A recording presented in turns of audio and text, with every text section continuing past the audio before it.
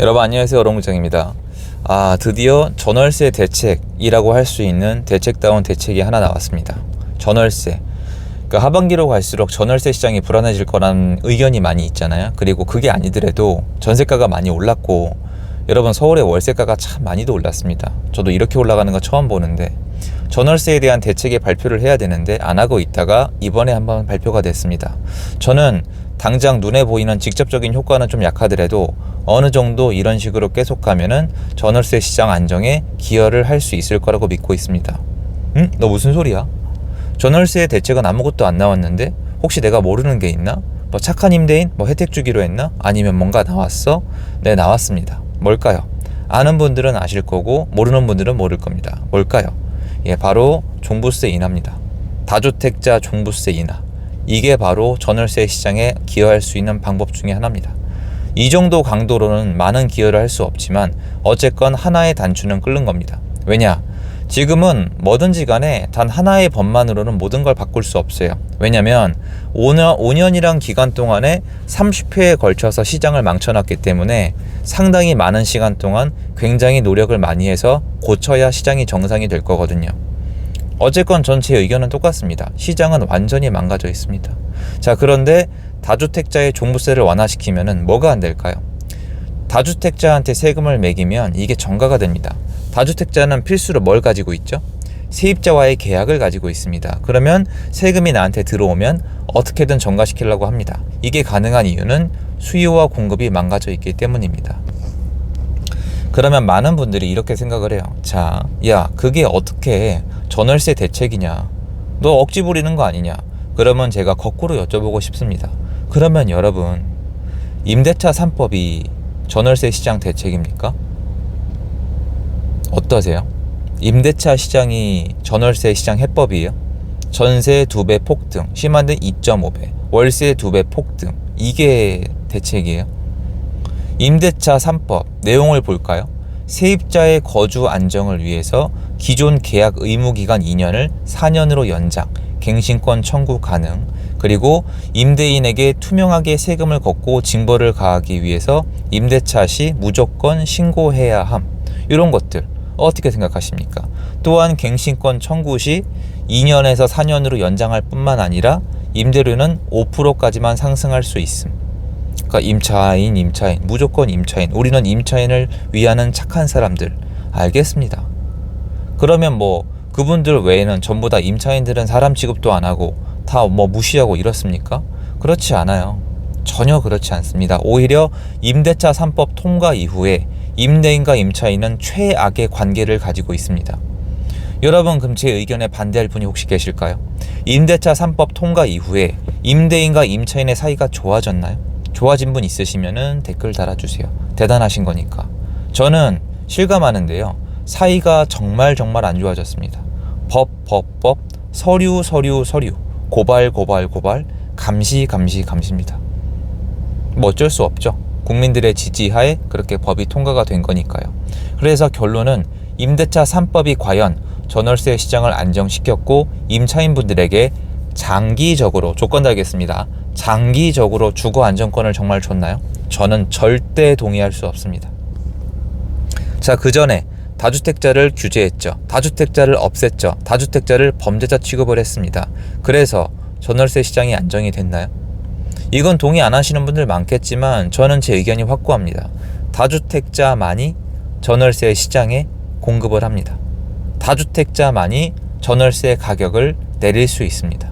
그런데 임대차 3법 통과 이전부터 2017년도 이후에 다주택자를 없앴더니, 점점 줄였더니 전월세 시장이 불안정해지기 시작을 했고, 임대차 3법을 통과시키니까 극도에 치닫더라. 많은 분들이 잊고 계신데요, 여러분. 전세가는 원래 2배를 오르지 않습니다. 이상한 거 아닙니까? 원래 전세가가 2배가 오르려면요, 임차인이 2배로 늘어야 돼요. 맞잖아요, 여러분. 월세가 2배로 오르려면 최소한 월세입자가 2배로 늘어야 돼요. 아니잖아요. 이상하지 않으십니까? 그러니까 어쨌건 다주택자를 규제한 것, 그리고 임대차 3법을 통과시킨 건 전월세 시장 안정에 기여하지 않았죠. 일부 특정인들의 주거 안정에는 기여했지만 시장 전반적으로 봤을 때 평균을 내면 안정에 기여하지 않고 실패했다고 저는 판단하고 있습니다. 많은 분들의 생각이 다를 수 있겠지만 만약에 생각이 다르다면 오늘 제 주장에도 동조하기 어려우실 겁니다. 자, 이번에 다주택자에게 혜택이라고 할 수 있는 종부세 완화가 나왔습니다. 어떻게 될까요? 이거 하나만 가지고는 시장에 눈에 보이지 않아요. 여러분, 임대차 3법 딱 하나 때문에 시장이 다 망가진 게 아니에요. 전 처음부터 그렇게 말씀을 드렸고 그게 중점이 아니라고 말씀을 드렸어요. 전월세 공급자는 다주택자예요. 다주택자가 많고 편해야 공급이 많습니다. 공급이 많아야 가격이 내려갑니다. 그 외에 걔네가 돈을 벌든 지네끼리 싸우다 죽든 그건 별도의 문제예요. 자유시장 경제의 무서움이에요. 자, 커피숍이 생겼어요. 대박이 났대요. 얼마나 갈까요? 아시잖아요. 정답.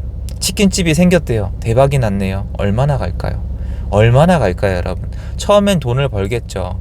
경쟁점이 미친듯이 나올 겁니다. 다주택자도 똑같은 운명이에요. 내 법으로 규제하고 늘어날 수 없게 하고 자꾸 찍어 눌러 내리니까 얘네 수가 줄어들면서 자기네끼리 경쟁이 안 되는 거예요. 천적이 없어지는 거라고요. 다주택자의 천적이 누구냐고요? 다른 다주택자요. 그런데 이게 안 되니까 호가도 올리고 물건이 줄어드니까 이상한 가격에 계약을 할 수밖에 없는 정말 진통스러운 시장이 다가온 겁니다. 자, 그러면 이번에는 다주택자에게 혜택을 줬죠. 어쨌건 간에 종부세를 깎아줬습니다. 그러면 얘네도 지금 이것만으로는 안 되겠지만 쭉 가봅시다.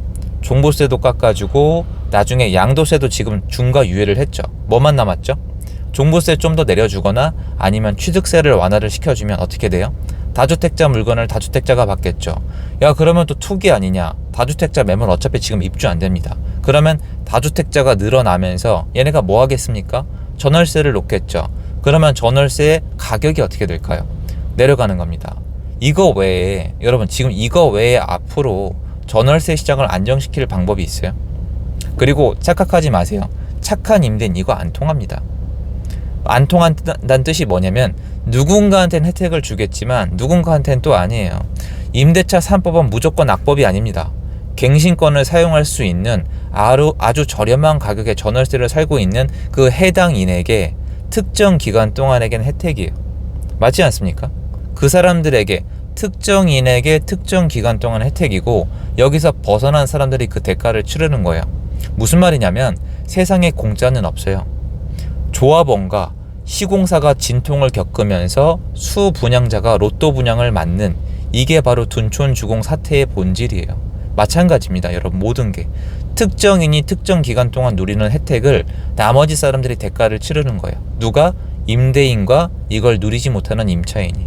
그러면 만약에 착한 임대인법 통과시키면 어떻게 될까요? 또 특정인이 특정 기간 동안 좋겠죠. 그리고 시장 전체가 그 대가를 치러야 돼요. 시장 전체가 수급이 맞으면 이 대가를 치를 여유가 있어요. 맞잖아요, 여러분. 이사철이 있는데 이사철에 집이 부족하다고 문제가 되는 거지 인근에 신축이 남아 넘치고 공실이 남아 넘치면 별 문제가 안 되지 않습니까? 시장 전체의 수급 문제를 해소시켜 주면은 이건 다 자유로워요. 근데 이 근원적인 문제를 해결하지 않고 특정 부위에다가 자꾸 불혜택이나 혜택을 주니까 이래도 부작용 저래도 부작용인 거예요.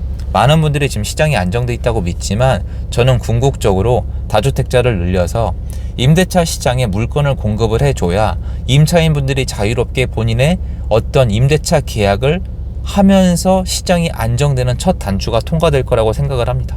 그래서 이번에 종부세 완화, 저는 이게 또 하나의 단추가 될 수 있다고 생각을 해요. 양도세 중과유예는이 한번 나왔으니까요. 그런데 이제 거래가 안 되지 않습니까?